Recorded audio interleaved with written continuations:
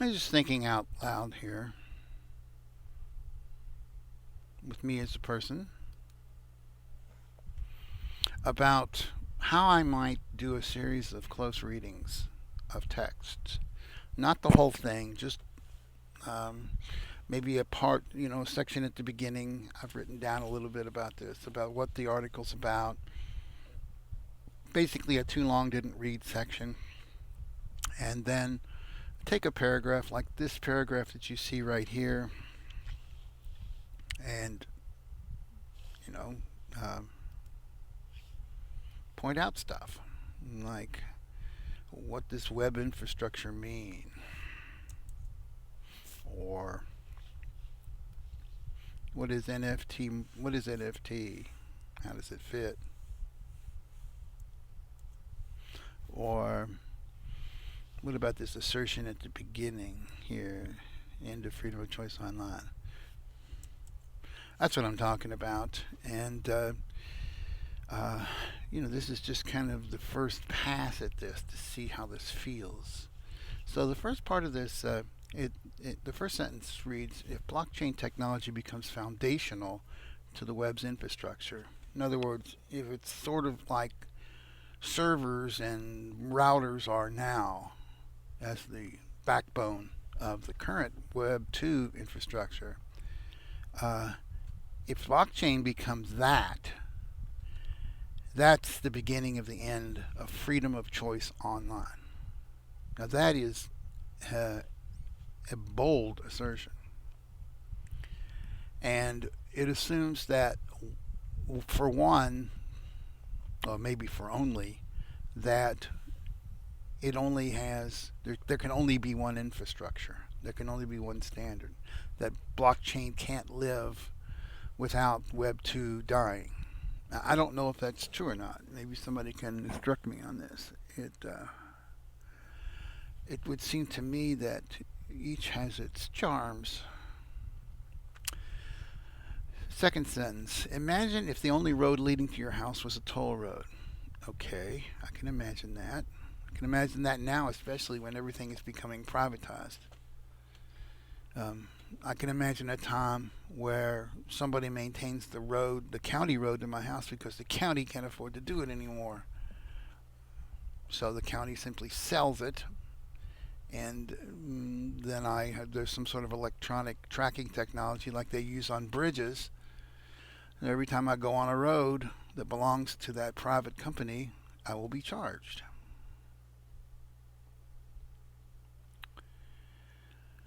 So this is quite imaginable in the current state of affairs.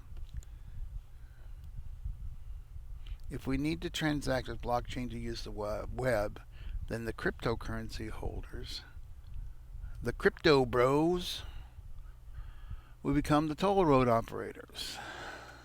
Again, not impossible to imagine. If they are the only game in town.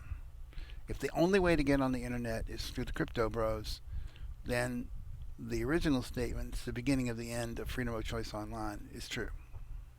Because we've been down this road with Web 2.0, we've seen uh, how monopolies work here, how information monopolies with Google and uh, Facebook work. The first wide-scale experiment in delivering services was Web 3, and you'll notice right here, Web 3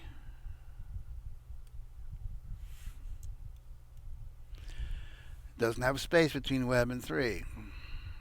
And the article explains why that is. And that's great. That's a really good point that they make in here. How the idea of Web 3 has been co opted by the crypto bros.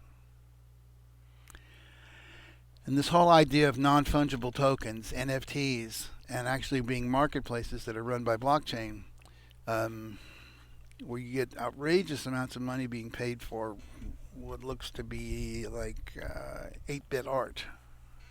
Um, it's discouraging. And what they say here is that the first attempt at this experiment in delivering Web3 through NFT marketplaces has been an abject failure. Because really, its use case is money laundering.